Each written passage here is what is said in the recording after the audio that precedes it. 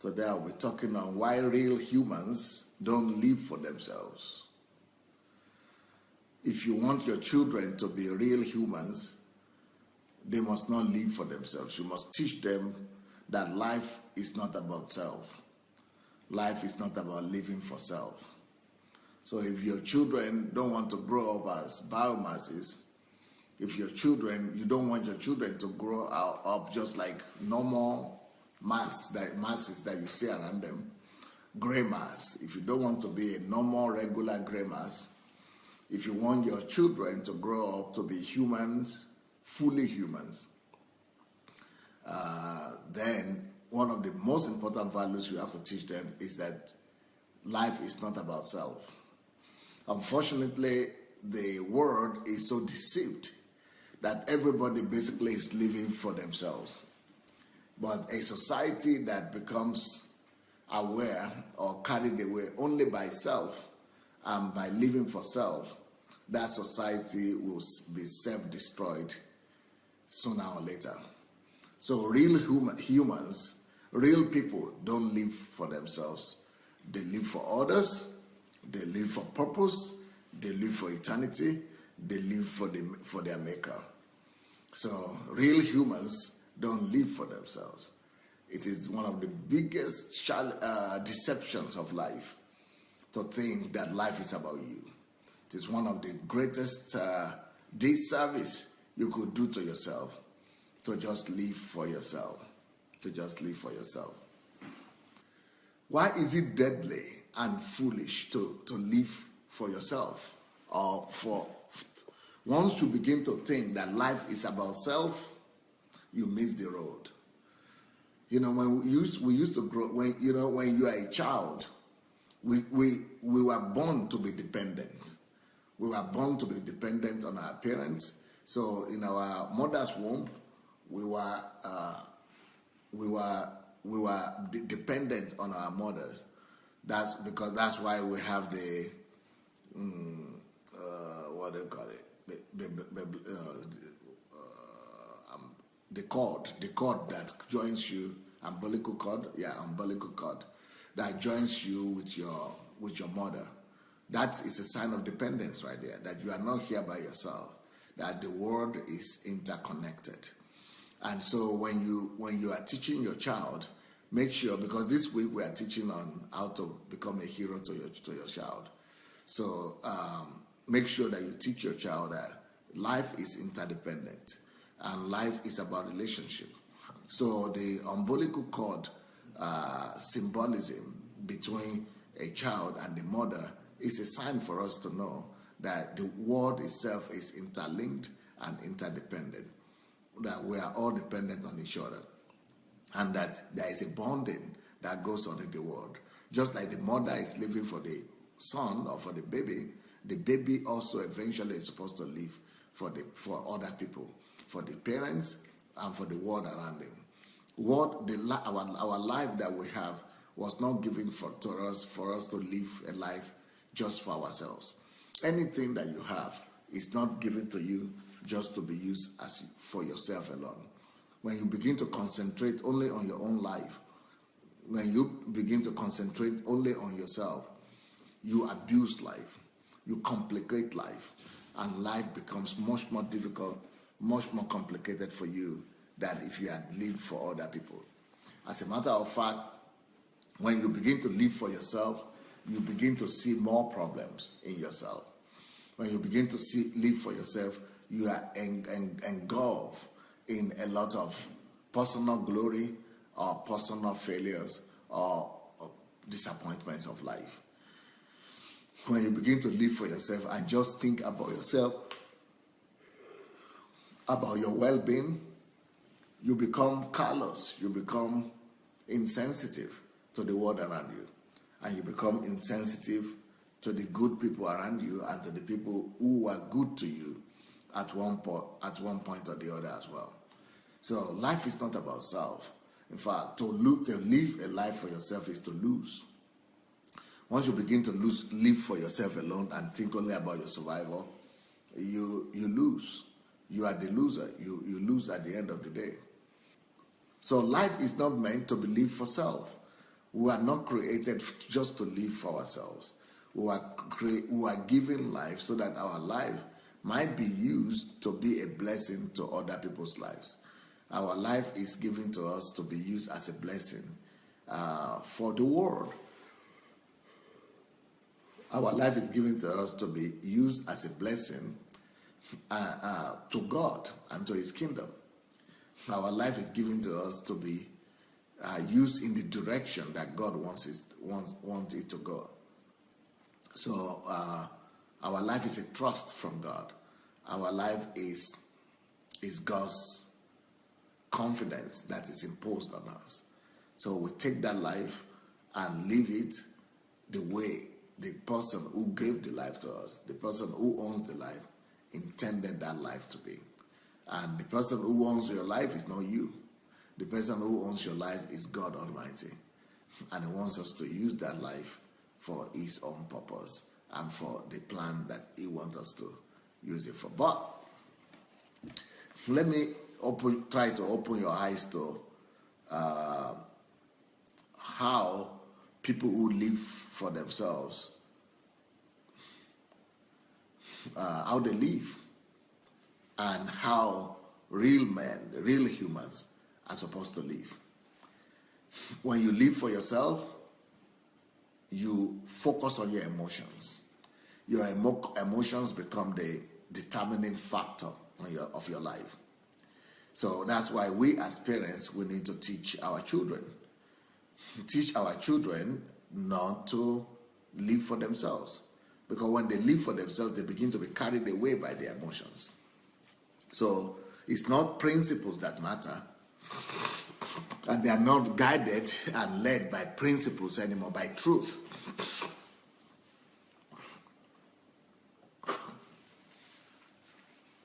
They are not guided and guided by truth or by principles or by values, but they are just guided by their emotions.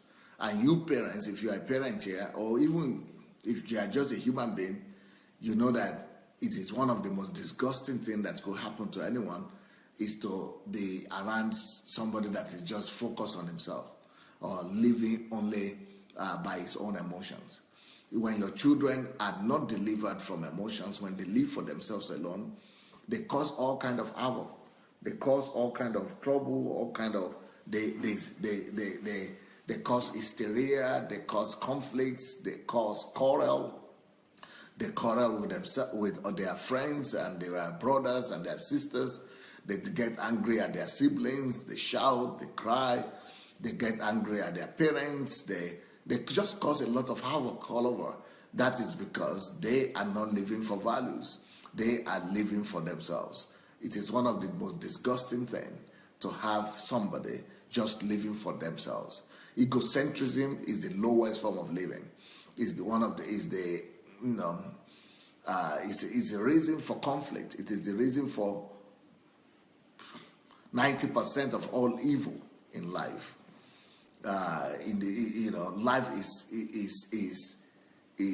life loses its sweetness, its aroma, and its beauty when people just live for themselves and concentrate only on their own selves and on their own lives. Life is not supposed to be to be lived like that. So some people who live for themselves, they are all constantly concerned about their feelings. So it is their feeling that determines their actions. It is not their values. But for real people who are real human beings, it is their values that are supposed to define their actions. It is their values that are supposed to determine their actions, not their feelings. But for someone who is living for himself, feeling is his Lord. His feeling is his Lord. The way he feels is what he does. So the way he acts is not what God says. It's not how God says to act, but how he feels. The way he behaves is not how the word of God requires him to do. It's not according to some value system or by what is right or what is not right. To these people who live for themselves or who are consumed by themselves, their feelings is the truth. So the truth doesn't matter. And the truth is not what is preeminent and paramount in their lives. The truth is not paramount. What is paramount to them is their feelings. Since I am feeling nice, it means it's good for me. Since I'm feeling well, it means it's my own. And since I'm feeling bad, it means it's not for me. So it is a self-destructive way of life. And just people like that live in deception. Can you imagine yourself that you just say anything that feels good is what you are supposed to do? Well, that is the reason why, a lot of sins are being practiced without without the ability to even stop it. So people are doing evil without, it couldn't be stopped because they are living for the flesh. When you live for your feelings, you live for your flesh. It means your flesh is your Lord. It means you are captivated and imprisoned by that flesh. So to live for self is to live for feelings, is to be a servant of your feeling. And that means that if you don't feel like doing something, you don't do it. Well, the difference between failures and successful people is that successful people, they understand another principle. And that principle is that it's not feeling that determines actions. It is decision. It is goals that determine actions. Decisions, values, and value systems. Those are the things that are supposed to determine your actions, not feelings. So, for example, if I don't feel like loving you, if I'm someone that lives by feeling, if I don't feel like loving you or I don't like you, then I don't love you. Well, that's not right. So what about if other people don't feel like loving you or they don't feel like they like you, so they should also neglect you and disregard you? Nobody likes to be neglected. The truth is that everybody likes to be loved. So the principle of love should be put over the feelings. Either I feel like loving you or I don't feel like loving you. So principles should be paramount to feelings. But for people who are selfish, for people who live for themselves, it is feeling that they put above everything else. And that is catastrophic. Because when people put feelings above everything else, a wife could come home and say, you don't love me. What does it mean I don't love you? Well, you don't love me because I don't feel it. Okay. What about if you feel it? If you feel it and I don't love you, what happens? So your feeling is the reality? Well, that's the problem with people who live for themselves. They are captivated by their feelings. Feelings. One bad thing about feeling is that feeling is mostly telling you negative things. Feeling is only telling you bad things. Feeling is not always telling you to love your neighbors. Feeling is not always telling you to go pray. Feeling is not always telling you to love God. Feeling does not always tell you to do what is right. Feeling most of the time is telling you to do what is wrong. So that is a major problem for people who live for themselves. And that's why real human beings don't live for themselves. Real human beings don't live for themselves. Real human beings live for their belief systems. They live for values. They live for their goals. They live for their purpose. They live for God, for their God. They live for others. That is how real human beings live. That's how real human beings are supposed to live. All right, so and feelings change all the time, you see. You could feel great in the morning, and then in the evening, you're already feeling bad. So if that's where you are going to live your life, then you will not go to work. You will not be able to do things that you need to do. Feelings will betray you at any time. So since I'm talking about raising up your children to become your hero, one of the greatest things you could teach your child is to help him to overcome feelings, to help him to overcome his feelings, and to help him not to live for his feelings and by his feelings, and not to be captivated and not to be enslaved and become a slave of feelings, but to become focused on goals, focused on assignments, focused on purpose, focused on truth, focused on values, and focused on pleasing God, and focused on making the life of other people around him better than he made them. All right, so that's one thing you want to teach your child, not to live for feelings, not to live by feelings. Now, I always say feelings and emotions, but really there's a difference between feelings and emotion.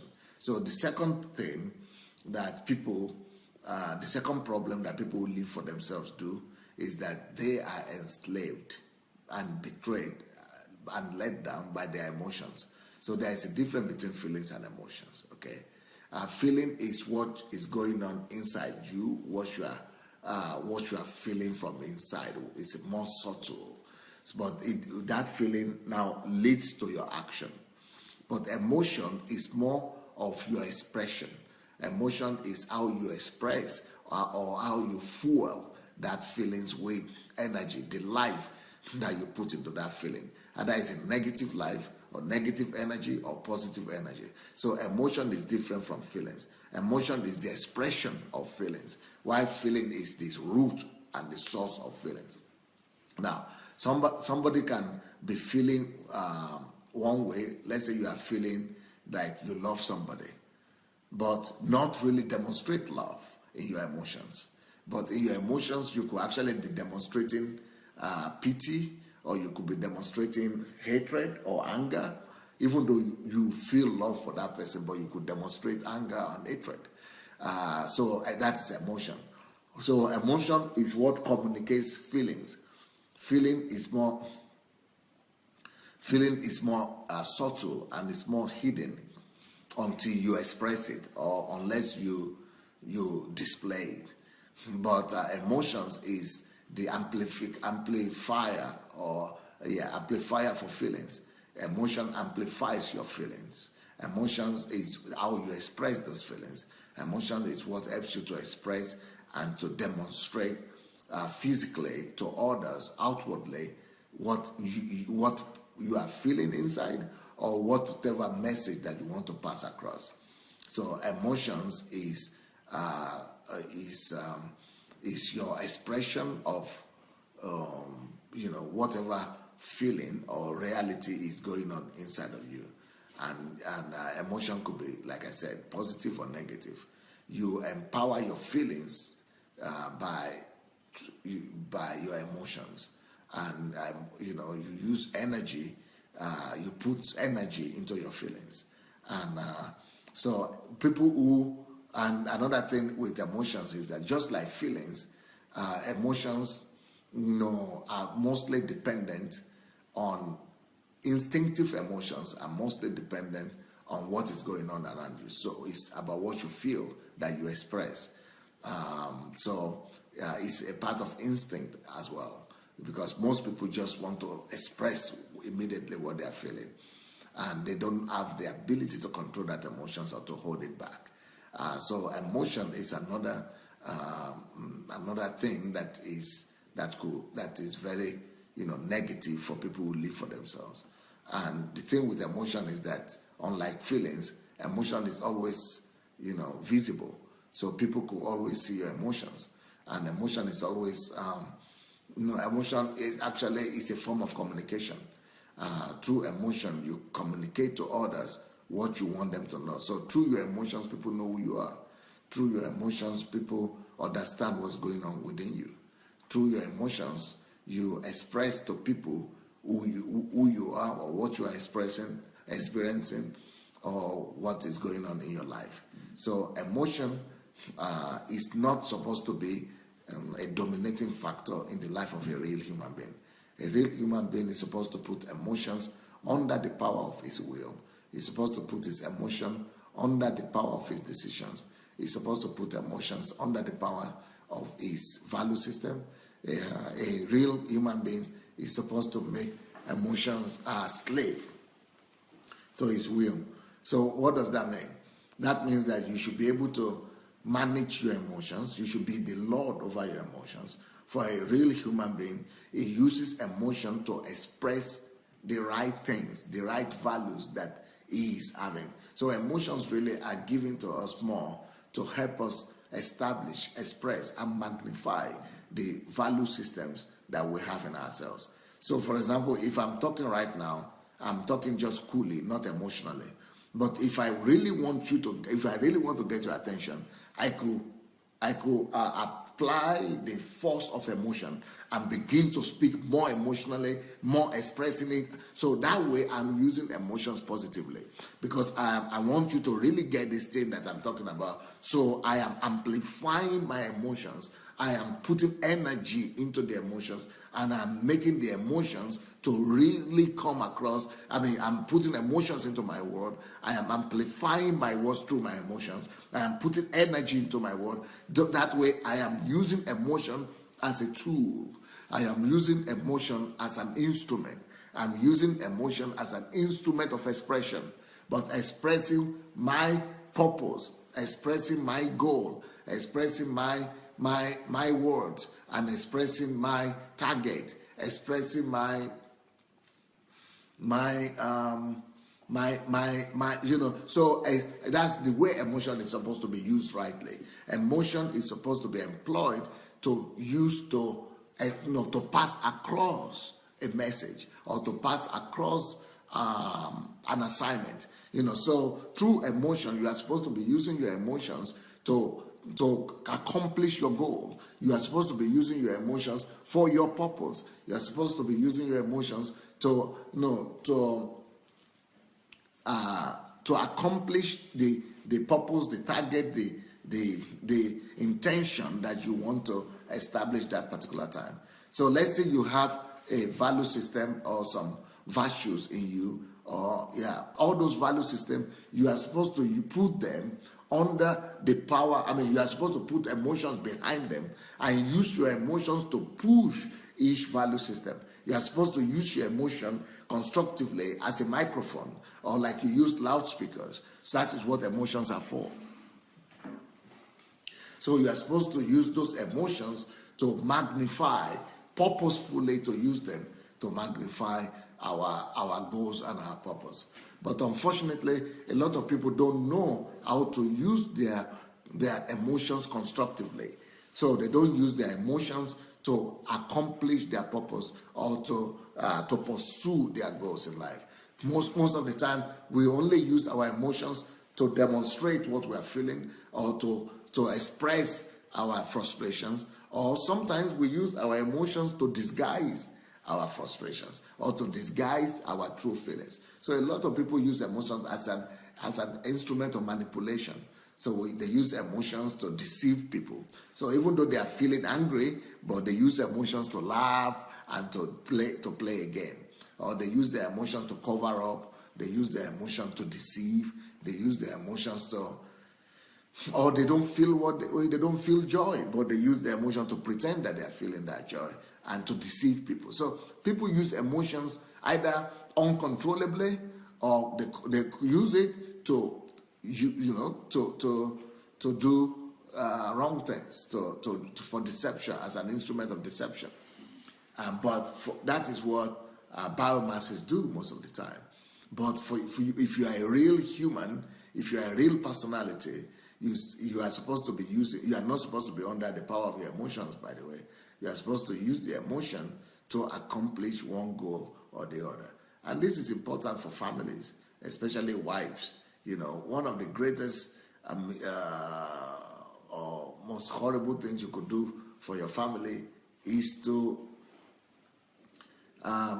be a servant of your feelings, of your emotions.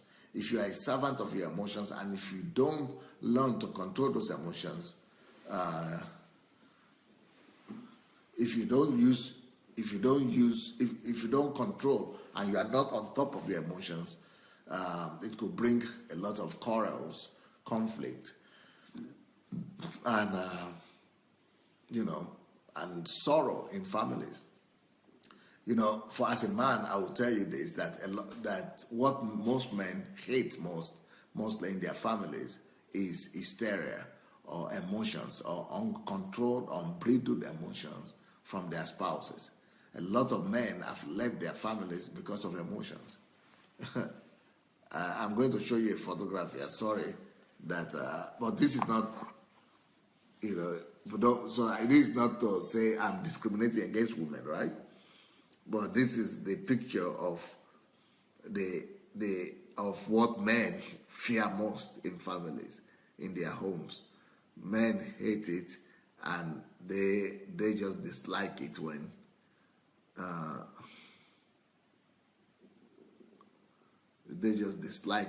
women come out too emotional, when they cannot control their emotions, and it's a big tragedy for the men, and they run away from the house, or they immediately file for divorce in such cases. So don't be a servant of your emotions. Rule your emotions and learn to use those emotions to accomplish positive things. Learn to use your emotions to accomplish your goals, your purpose, to please God, and to express the best that is in you, your values.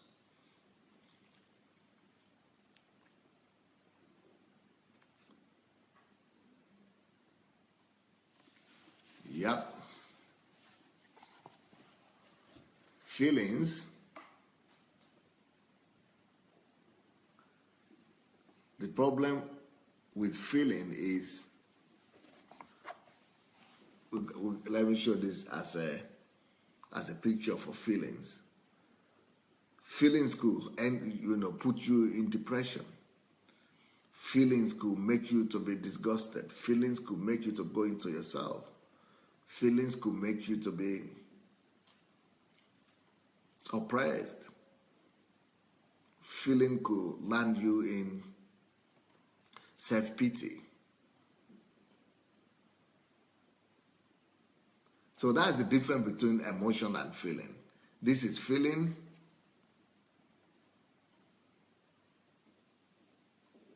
and this is emotion. So I think that is able to communicate it. So emotion is more loud. Emotion is more like aggressive, expressive. Emotion is more loud, right? But feeling is more subtle.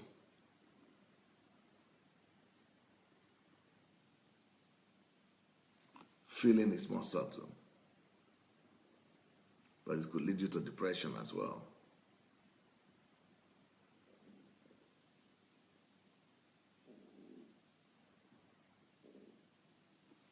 Right. But the two of them should not rule over us. Both feelings and emotions should not rule over real humans. Real human beings who are personalities are supposed to be ruling over their emotions, and they are supposed to rule over their feelings. They are not supposed to be slaves to their feelings. We are not supposed to express it, but we are supposed to put our feelings and our emotions under the power of our will, under the power of our value system, under the power of our goals and purposes and mission, and under the power and authority of of God and His will for us. So, what is the other problem with people who live for themselves? People who are biomasses. What is the other problem that gives you if you don't have a set of value system, or if you did not raise up your child to be someone of value? If he doesn't have a worldview or value system, the problem with those kind of people, apart from being slaves to their feelings and emotions, is that they are also slaves to public opinion. So people who are selfish, people who love themselves or who live for themselves, they are always, even though they live for themselves on one hand, but on the other hand, they are afraid of public opinion. They are slaves to public opinion. They are, the public opinion is a determining factor for them. They want everybody to think well about them. They want the public to talk good about them. They want to be nice in the eyes of other people. So they are always doing things, and mainly deceptive things. Mainly they are deceiving, cunning, deceiving other people, so that people will not know who they really are. so that they will not, so that other people will not see that they are bad, or they have negative things, or they have weaknesses, or so that people will think nice about them. And it is this fear of public opinion that does not allow a lot of people to behave well. I mean, to follow to pursue what is right, because they don't want to be, they don't want to be out of the company. They don't want to be out of the society. They want to please people. They become men pleasers. They don't want to be the odd one out of the bunch. They want to be part of the society, part of the company, part of the team. So they want everybody to receive them as being normal. They want everybody to respect them. And this is a cheap way of obtaining respect. This is a cheap way of having people to respect you or to honor you.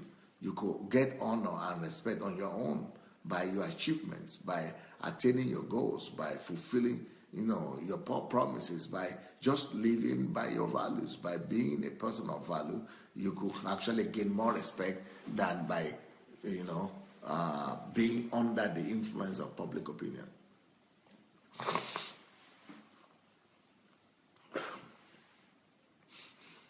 The problem with people who don't have values, or biomasses, like I call them, is that they want to fit in the society. They want to be fit in the church.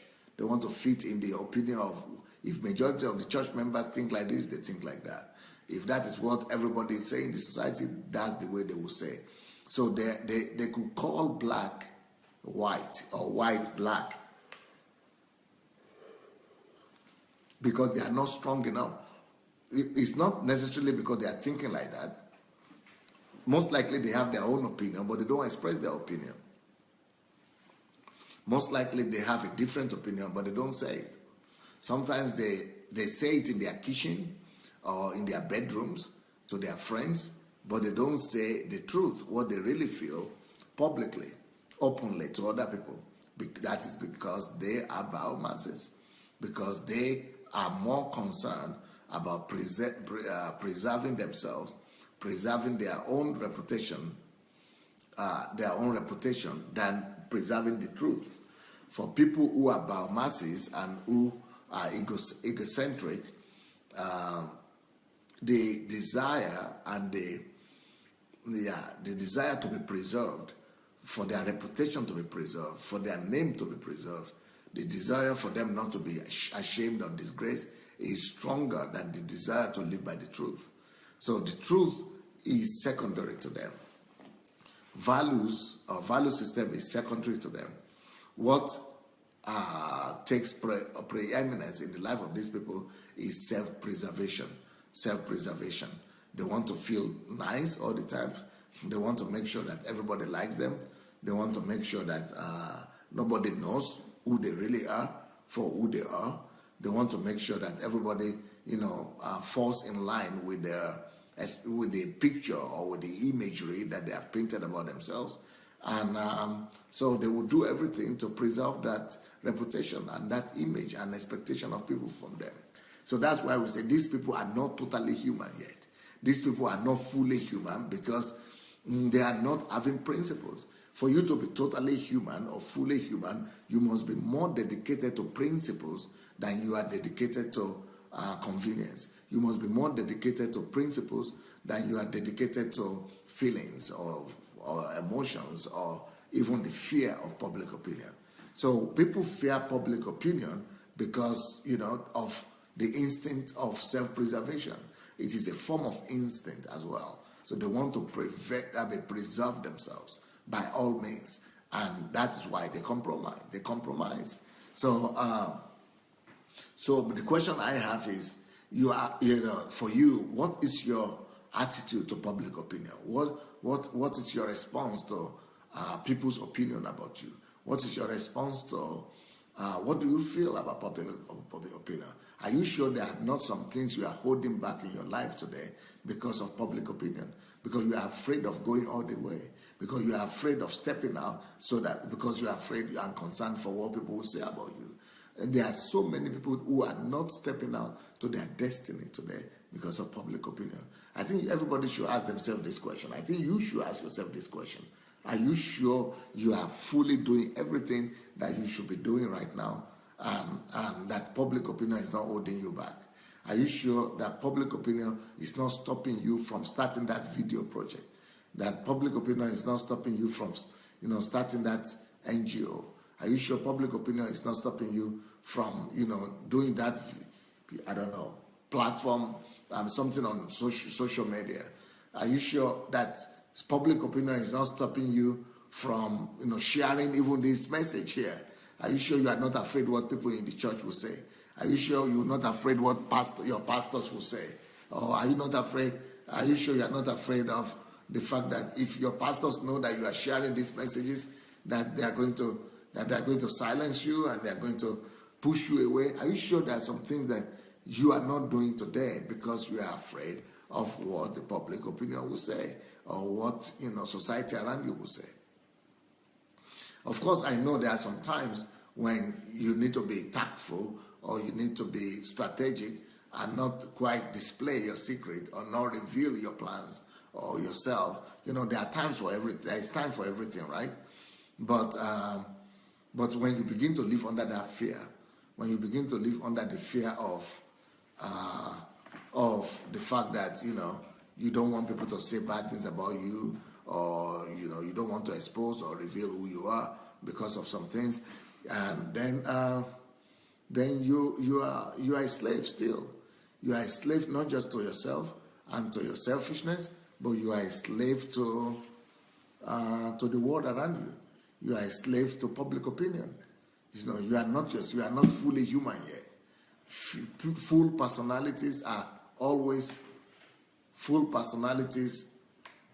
know what they want. They are decisive. They are goal-oriented. They know why they are doing what they are doing, and they will rather convince other people, to come to their position than to allow public opinion to sway them from what they really believe.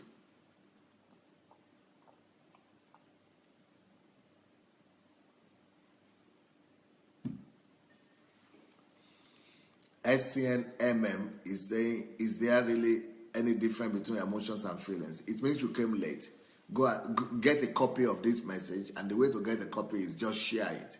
Press the share button. If you press the share button now, the message will come to your timeline, and you could listen to it again. I took time, about 5 or 10 minutes to explain what's the difference between emotions and feelings already. So, just anything you miss, just press the share button and you'll be able to listen to it again. So, by the way, if you have not yet shared the message, this might be an opportunity for you to do it. So you look under your video and see the share button, then you'll be able to listen to the message again and again.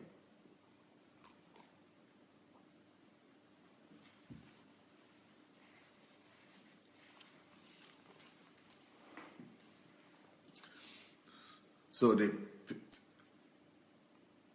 fear of public opinion is made a lot of people to compromise their value system.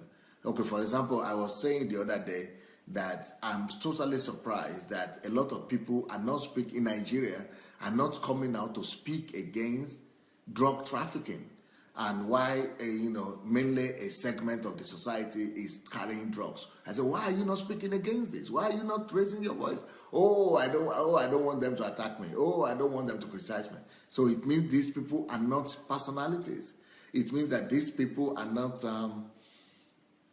they are not fully humans.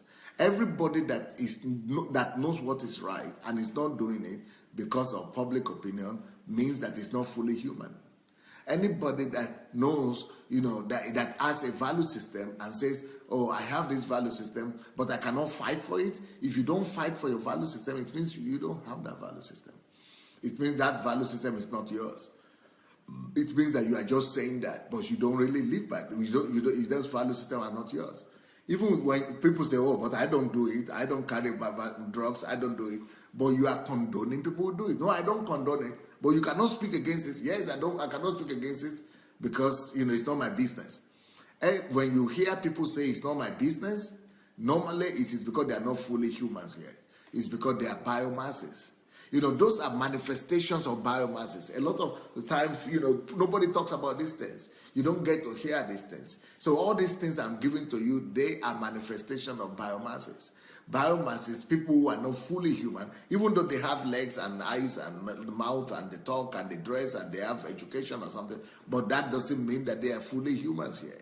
That doesn't mean they are fully humans yet. So people who are fully human, they know their principles.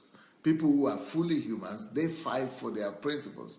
People who are fully humans, they are slaves and servants to their principles, to their values. They are not slaves to public opinion. They are not slaves to their emotions or their feelings. They exalt their values and their value system above their feelings, above their emotions, and above public opinion.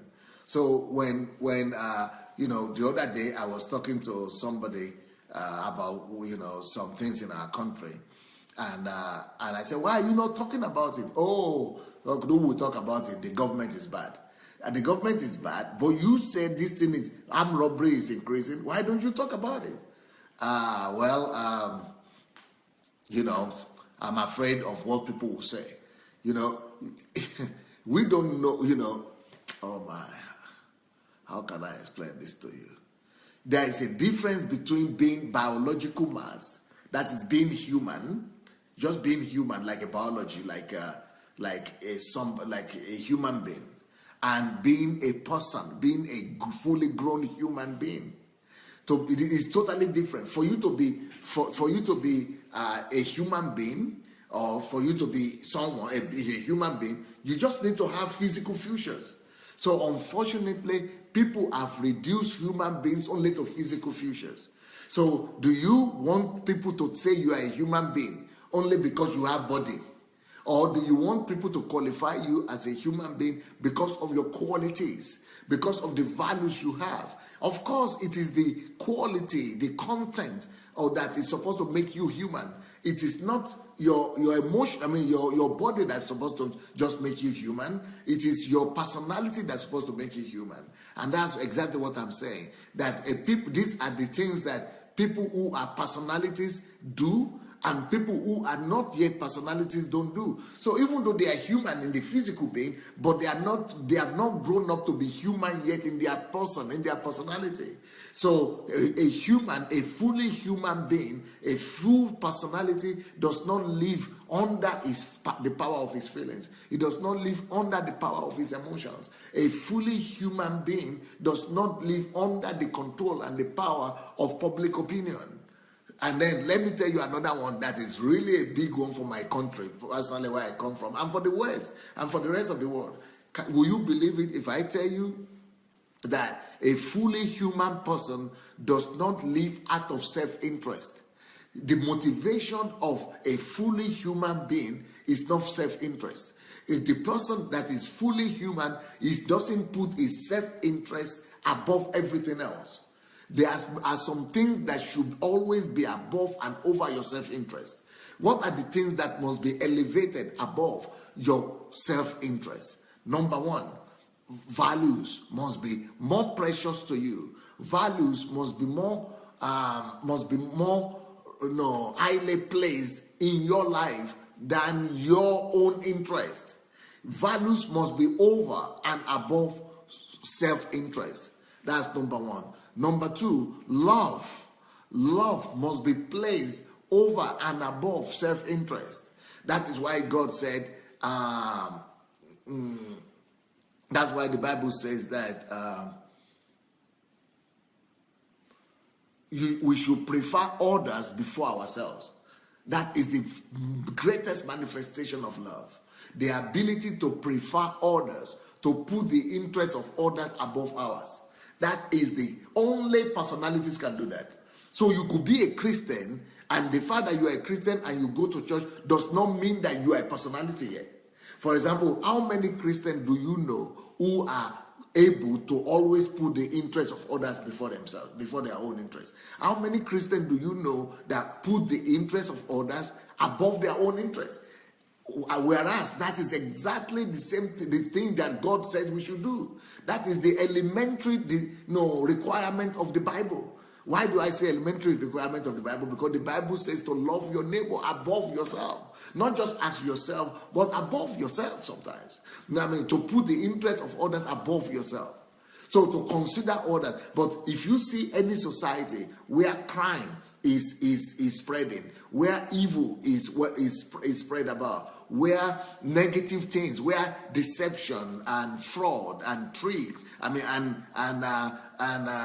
scam is what is spread about, it is all because of lack of love. And these people might be going to church, but there is no love there. If they have not put the interests of others above themselves. Even churches don't know what is love. Even churches don't live like this. Even churches don't live to serve the interests of the members. A lot of churches are actually using members to serve the interests of the church. So there is no love in that kind of church, because the Bible says that we should prefer others above ourselves. We should put the interests of others above our own. So if a whole church is not working for the interest of the church members, if a whole church is not working to make sure that the interest of every member is paramount in that church, and that the interest of every member is elevated above the interest of the church itself, if the church is not working to make sure that, and the senior pastors are not working to make sure that they are helping every member of the church to fulfill their goals, to fulfill their purpose, to discover their purpose, and they are not helping them to resolve their problem, to fulfill their purpose, it means that even churches are selfish. It means that even churches are guided by selfishness and egocentrism. So that's what I say. They are not fully grown yet. They are not values. There are no values even in churches. Even churches don't have value system.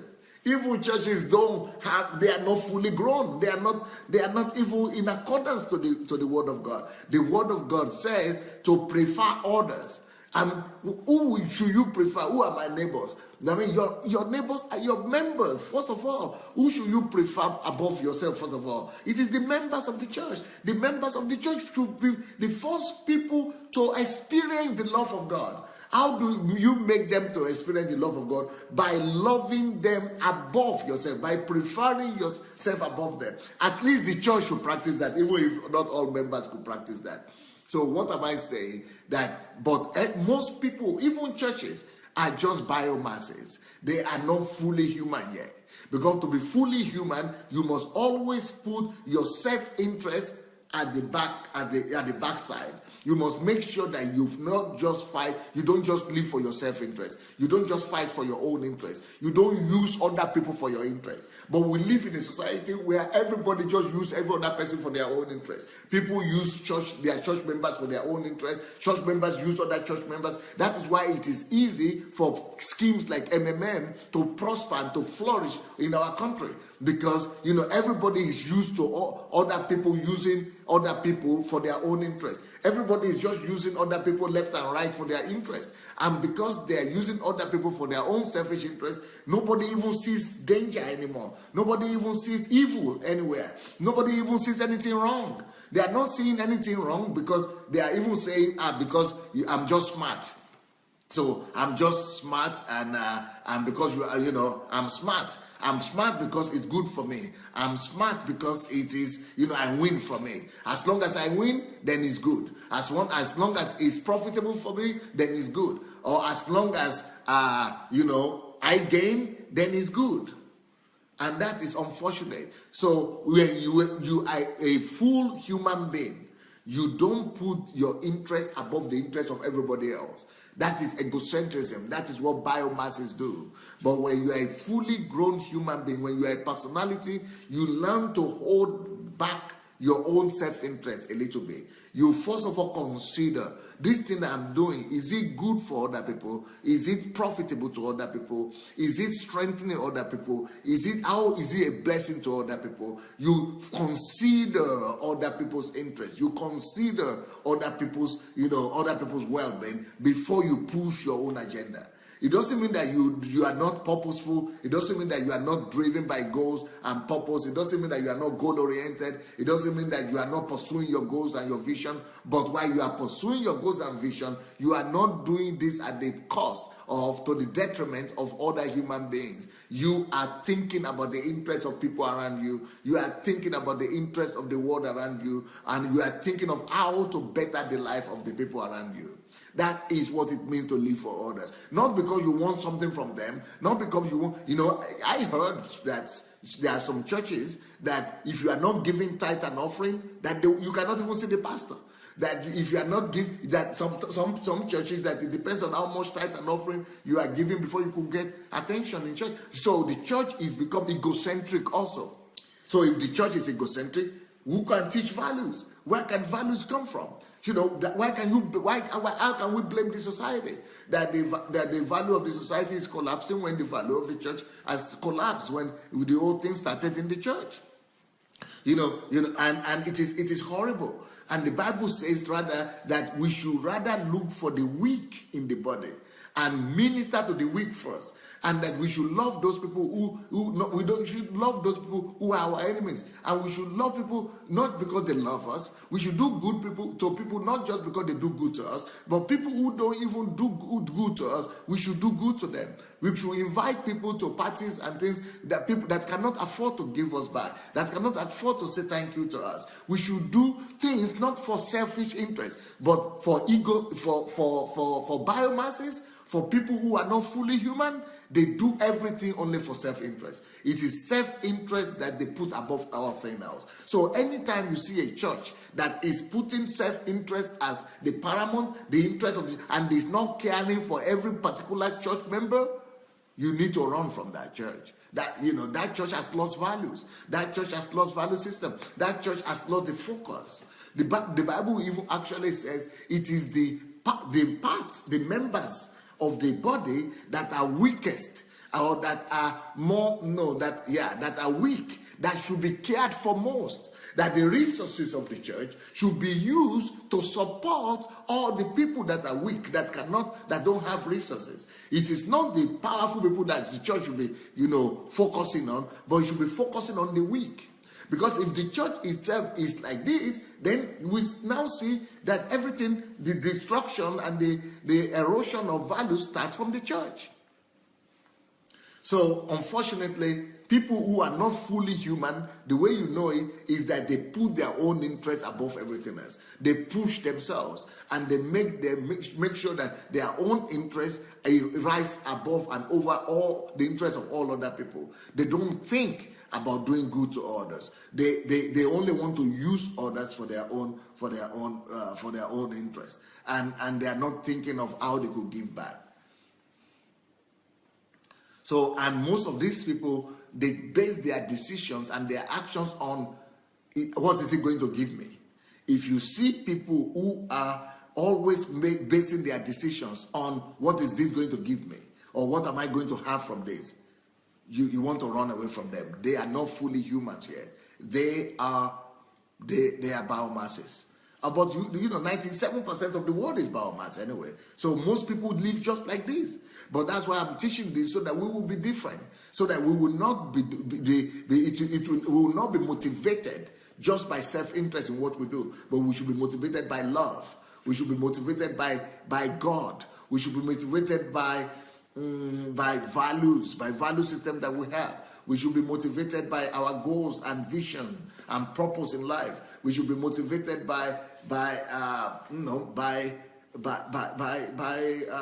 humanity at the end of the day. So these are the things you want to teach your son, or you want to teach your child. Teach your child not to be egocentric. Teach your child not to put his own interest above the interest of all others. Teach your child to know that love is the highest of all virtues. So let me quickly run through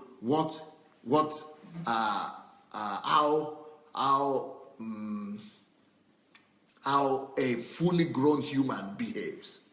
A fully grown human, I'll just repeat this again to you. A fully grown human lives according to a set of value systems. A fully grown human makes himself a slave to his value systems. A fully grown human knows that values are more important than even himself. Why? Because everything visible, including myself, is temporal. Values are more important than every other visible thing. Values are more important than houses, cars, money, because everything visible, everything material is temporal. The only things that are eternal are values like faith, like peace, like long suffering, like patience, like responsibilities, like leadership, like service, like love, like patience, like all kind of dignity of labor, like diligence, like hard work, like all wisdom, like understanding, like knowledge. Things that are not visible, all these things that are not visible, like faithfulness, like commitment, like all these things that we call values, all these invisible values, they are actually more important than all the things that we fight for. They are more important than salaries, they are more important than work, than job, than business, than prosperity, than things that the whole world. So people who are personalities, they know this. This has gotten to them. They have realized this, that values, invisible things, invisible qualities of life are much more valuable, are much more important than the things that are visible. Most visible things are temporal, and most of them also are fake. So that is the one thing you want to know about real people, about real personalities. Personalities have exalted and put their values over themselves. So they submit themselves to their values. They would rather know. So that means that if they will need to suffer pain for the sake of their values, they will suffer pain for the sake of their values. That means that they will rather die. They are ready to die for the sake of their values. That means that their worldview is more important than how they are feeling, or what their emotions is telling them, or what the public opinion is saying. Secondly, people who are real humans and people who are fully humans, who are personalities, they live for a purpose. They live for a mission. They live for goals. They have a general goal, a life goal, and life purpose that they are pursuing. And they have elevated these life goals and purposes as the reason for their life. So they are living their life using themselves out, using their lives and wasting themselves, if you want, for the purpose of that goal, of that mission, of that life goal and vision that they have put before themselves. So let's say, for example, somebody says, my life goal is to save Nigeria, for example, or to see Nigeria change. They give their lives, they waste and use of their lives for that purpose. So life, therefore, your life, therefore, is given to you as an instrument. Your life, therefore, is given to you only as a tool to use for accomplishing a purpose. So the life is given for a purpose. Life is given for a mission. So your own very existence, therefore, your existence, therefore, is a tool, is an instrument, is a currency that must be spent, that must be used for the sake of a goal of purpose. So people who are personalities, they know that life, physical life that they have is temporal, and that the physical life that they have will end sooner or later. So they must use it now. They must use it to accomplish a purpose. They must use it to accomplish a goal.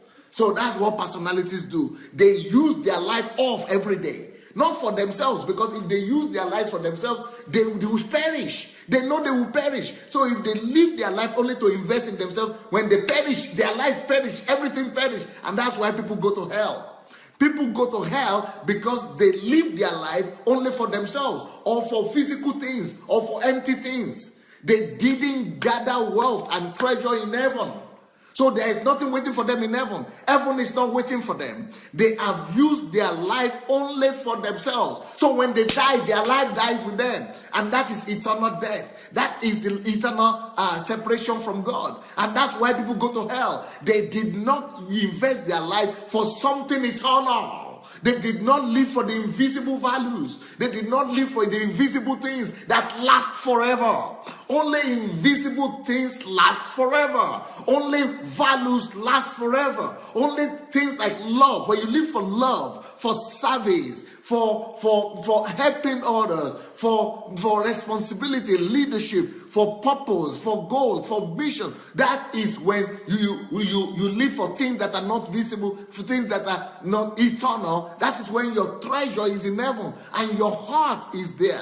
That's why you are ready to sacrifice your life. Because if you sacrifice your life will still be dead anyway, sooner or later. You will still die anyway. So that your life that you are living must be lived in exchange for something. So, but personalities know this. Personalities are living their life, spending it, giving it away on daily basis for a cause that they have committed themselves to. They give their life, they sacrifice themselves on daily basis. They know the purpose of life, that the purpose of life is to sacrifice life for a cause, is to give out their life for a cause. So they find out the cause for which they are alive and sacrifice their life intentionally every day for it. That is why, unlike the biomasses are living for instinct. They want to marry, they want to have children as the most important thing in their lives. For biomasses who are not totally human, these physical things like children, marriage, house, job, they are more important for them because they are living on the lower level. They are living from the instinct and stimulus level. So for them, those things that people can applaud them for, what public opinion, oh, you don't have children, oh, you are not married, oh, you don't, those things are more important to them because they are biomasses. They live on the level of the flesh, of the physical. They live in the physical masses. I mean, the biological reality. So that things that affect their biological reality is what they are living for. But people who are fully grown up, they know that even though they can have children, even though they can have a wife or family, that is secondary. Is even number 2 or number 3 or number 5. But that life is not just for that.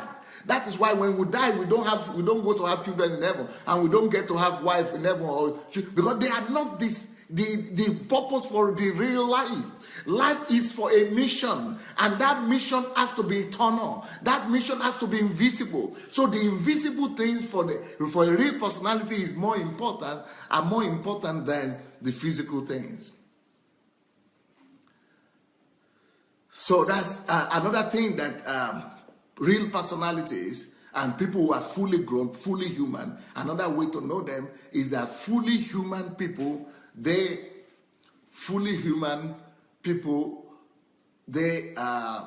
love the truth. They are in love with what is right. They don't compromise the truth. They are in love. They have. That's what I call the mindset or the worldview. They have the right perspective of life. They know that the truth is not relational. They know that truths don't change. Truth are not conditional. Truth is always established. Truth is always constant, and truth is always absolute. So, for biomasses, truth is situational. Truth, it could be relational. Truth could be under some condition or no condition. They are not firm, knowing that truth is absolute. That is biomasses. But for real humans, fully human people, they know that truth is absolute. They know that truth is constant, and truth is not situational and is not relational. So they will not be saying, oh, well, those young people in Nigeria, they don't have option. They finish university. What do you expect them to do? It means you are a biomass because you don't have a worldview of the truth. You don't have a worldview that it doesn't matter either they finish university without job or with job, they shouldn't do what is evil. People who are fully human know that there is no excuse for drug trafficking or for 419 or for scam. Oh, we are doing 419 or scam because the Europeans came to colonize Africa, so we want to get back at them. Because you are saying, oh, what can they do? I'm not doing it. But what can they do? They need to survive. It means that you are like them. It means you don't have a right worldview of the truth. The right worldview of the truth, that the truth is always truth. It is not relational or situational. It is not circumstantial. It's not depending on circumstances. The truth is always truth. And the truth is always to all men truth. So truth is not that, okay, I treat black people well because I'm black. And then the people who are white, I don't like them. I don't treat them well. Then you are not committed to truth. Because the truth is that you are supposed to treat all men okay. What is good for one is good for the other. Today, I just put up a post in America. Something happened. The man that Donald Trump just elected to be the head of something in New York, is saying that Michelle Obama, the wife of the president of the country, Michelle Obama should go to Zimbabwe and live among apes and monkeys and donkeys. That she cannot be respected. Obama and the wife, they are just like apes and animals and monkeys and donkeys. They should not be respected. They cannot be respected. So how can you say you are fully human? And this person is educated. He's not just educated. He's a rich person. He's an appointee, but he's a friend of the president-elect. And he's saying that, and a lot of other things like that. In another day, the other one was a mayor, a woman mayor, a mayor in one of the cities in America went and said that Michelle Obama she's a monkey, and she has the face of a monkey, and she should get out of the White House as fast as possible. So how can you say these people are fully human? And these are things that people have in them, or these are things people think about. These are things they only thank God because of the social media these days. That's why they get recorded. They don't even know they get recorded. That's why these things are coming out. So people who are fully human, to them truth is truth at all times. Truth means we are all born equal. All men are born equal. All men deserve to be honored and respected, not just because of how they look, or if they are handsome or they are not handsome. That's why Jesus said to love your enemies. Love everybody, not just the good ones or the bad ones. Love everybody. Even if they are not fully human, you still need to love them. So education doesn't mean that you are already a fully grown human. Going to church doesn't mean that you are already a fully grown human. It is how committed you are to the truth. It is how much truth is absolute in your life. It is how much truth is elevated above your feelings, above your emotions, above public opinion. It is how committed truth, what role truth plays in your life, that shows how human you are. Another thing that people who are fully grown people who are fully grown, another thing that you could see in them, how they live, is that people who are fully grown, they live by their conscience. They live by their conscience. They honor conscience. They listen to their conscience. They are led by the small thin voice inside them, even though we say they are not believers, even though we say they are not born again, but their consciences are not seared. Like, for example, when I went to Bill Clinton's foundation, I went to his program one time, and I saw all kind of people there who we say are not believers. We say they are unbelievers. And Bill Clinton in that time, even when I was telling some of my friends, pastor friends in America, that I'm going to Bill Clinton's meeting, and he has invited me, and I want to, go to his meeting. People said, "Who are you going to? Bill Clinton's? He's whatever. He's an adulterer. He's a sex addict. He's a sex predator. He's this. He's a bad person." But you know what? When I met Bill Clinton, even though he had that particular weakness or he had that particular issue, but in human quality, I would rather be his friend than some of those pastors, than most Christians I know. He's a genuine human being, great man. And this man gathered money and using the money to go and treat people of malaria in Africa, or some people in Haiti, and somebody say, well, it is not all the money he used. Why don't you go and use your own money? No, well, it was not his money. He gathered it from people. You too also go and gather money from people and use. Is he not the one who gathered it? Is he not the one who set up his own fund? And he's doing it for his own selfish reason.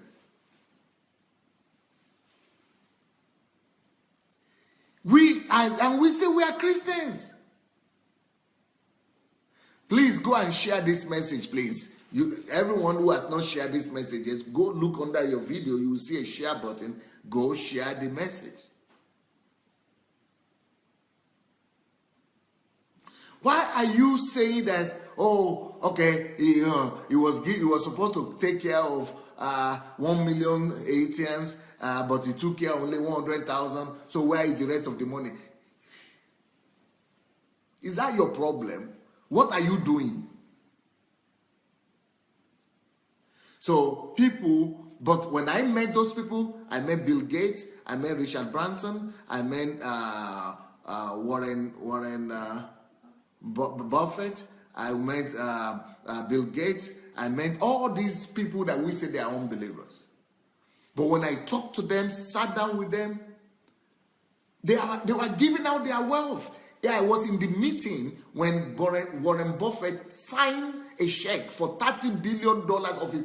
He was worth $40 billion, and he signed $30 billion to be used to elevate the problem of poverty in the world. I was in the meeting when Richard Branson signed off $10 billion to help people to resolve the problem of AIDS, that to do research for something. I was in the meeting when Bill Gates signed off all his wealth and resigned so that it will be used to resolve the problem of sickness in Africa. And we say they are non-believers. And we say these people are just unbelievers. What are you doing? They live more by their heart and by their, they have elevated values above self-interest. I am not sure how many Christians will sign off 90% of their wealth like that. Even 10%, they are not ready to give in church sometimes.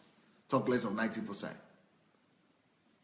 So that is the problem with biomasses. Biomasses, they live according to conscience when it is needed or when it is profitable to them.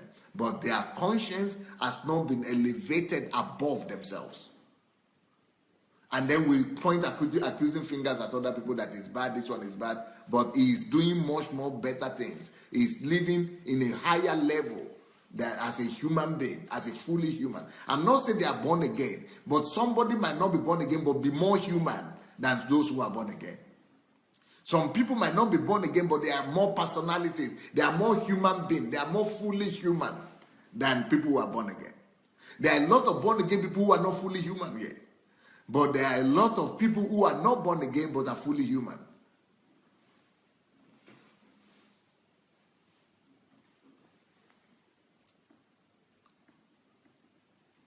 People who are fully human, they are people of principles. They are faithful people. They live by principles. So it doesn't matter, they abide by their principles. Even they are not religious.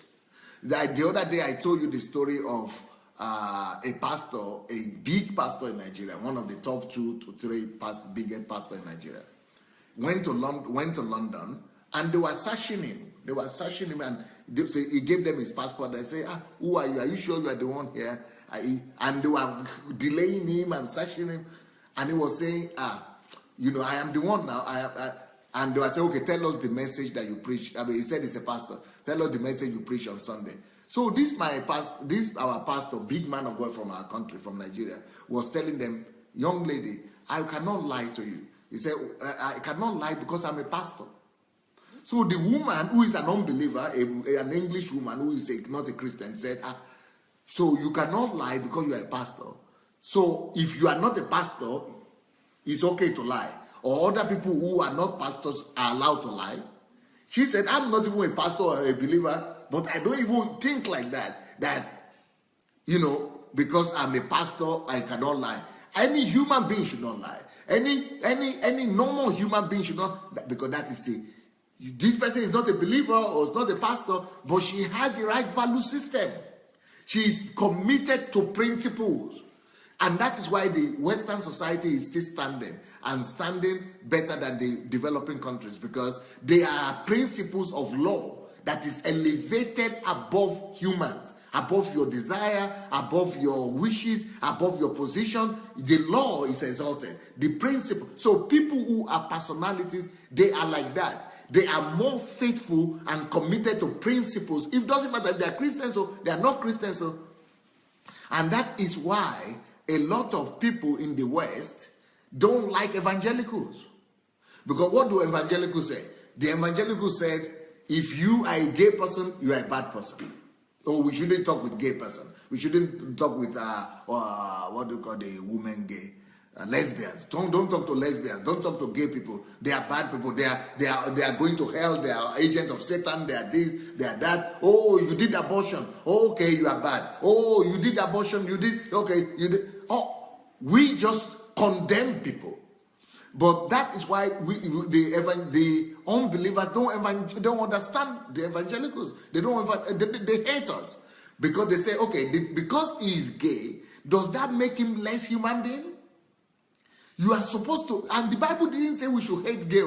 The Bible said we should hate the sin, but we should love people. But we don't know the difference. We just condemn the person and his sin.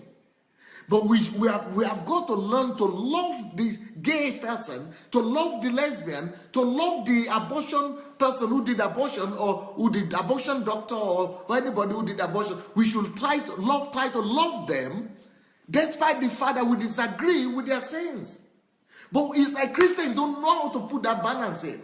Because we are afraid that if we love them and if we accept them, people will think that we agree with their sin. But no, we don't agree with their sin, but we must still love them. So, and if we cannot do that, it means we are not fully human yet. Either you are a Christian or you are not a Christian. It doesn't matter how much you are a Christian. It doesn't matter how much you are a pastor. Even if you are a pastor, even if you are an archbishop, but you cannot love people just because they do this or they did that or they did this or they live or they have different lifestyle than you, and you cannot love them. You are not fully human yet.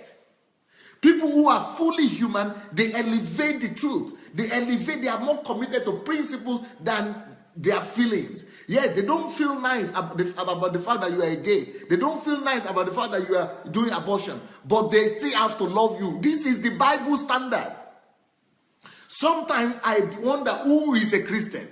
Is it these Democrats and the people who say they are what do you call them? They are Democrats or they are extremists or they are what do they call them? They are secular people. Some secular people, for me, are more Christian than the Christians. In fact, when I want to look for real human beings, I don't look for them in the church anymore. I look for them among secular people. Because for me, the secular people are more committed sometimes to love at all times. And to love. Look who are doing good work in Africa. Look people when any tragedy comes, look who are the ones doing the thing. The secular people sometimes are more active. Why? Because they are committed to principles. because they are personalities. So people who are personalities, sometimes, we don't know why okay, for example, what was the name of the Angelica Julie or something? Beyond. Some of those people are doing more good works than some churches are doing. And you say, oh, Angelica Julie, oh, she married one, she divorced, she married, and she divorced, because she divorced, who knows her heart? Maybe she's even more Christian. I mean, she's more, a human being and a Christian in her heart than some of us. Oh, some people talk all the bad things about Beyonce. I don't even know who's Beyonce, so I don't know. But, some people talk about all those kind of people as if they are bad or something. But who knows? Because I've been among these people. And I've talked to some of them, and I see that their heart, some of them, you don't find that heart in the church. We have more prejudice that doesn't allow us to become fully human sometimes. Sometimes we have more prejudice that does not allow us to even be Christians to the end. We think we are Christians, but we don't look like God. And what does God say? Love your enemies. Love those people who hate you. Don't just love the people who can give you something. Don't just love the people who do good to you. Don't just love the people who are good to you. Don't just love the people who look nice to you. Don't just love the people who do things the way you want them to do it. Don't just love people who are comfortable to you or with you. Don't just love people who you are comfortable with. Don't just love people who make you feel good or who belong to your faith or who are like you.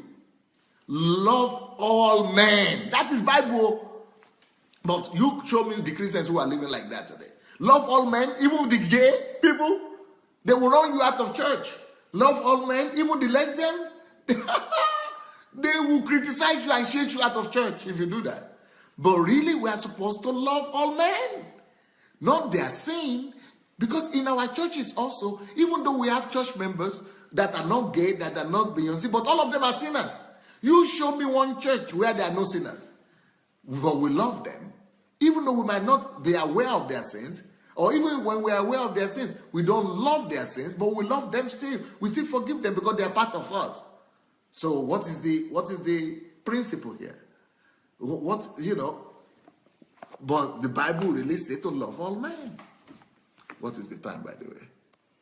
What is the time? Ooh, wow. Ooh, wow. Ooh, wow. My time is gone. The Bible said not to judge, isn't it? Don't judge.